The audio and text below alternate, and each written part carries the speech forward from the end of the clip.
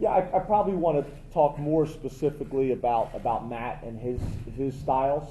I think the biggest thing with Matt is you're talking about a guy who's from Pennsylvania and is really excited about being here. I think that is really important. I think his family is really excited about being here.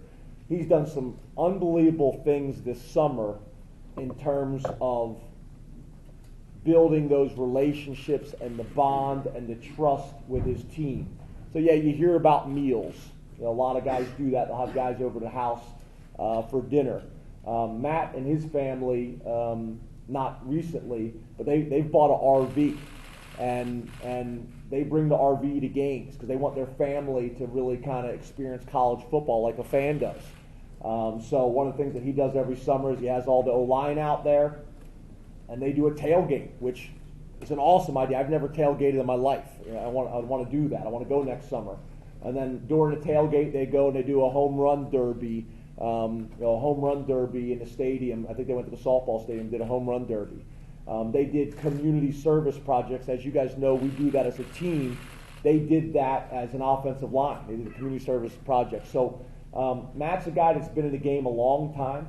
Not only has he been an O-line coach his entire career, but he's been an offensive coordinator for 16 years for Jerry Kill, who I have tremendous respect for. Jerry called me yesterday. He's a guy that's very seasoned. You spend any time with him, hopefully you guys over the next couple of years will get a chance to have a beer at some point with him. He's just a regular guy. He's really humble. He's really down to earth. You'd never know that he'd been a coordinator in the Big Ten for the last 5 years and a coordinator for the last 16 years. All those experiences are important. Him being a coordinator before and going back to be an assistant coach, I think you're a better assistant coach after being a coordinator. I think very similar to how Coach Moorhead, I think, is a better coordinator now after being a head coach. He's a better assistant after being a head coach.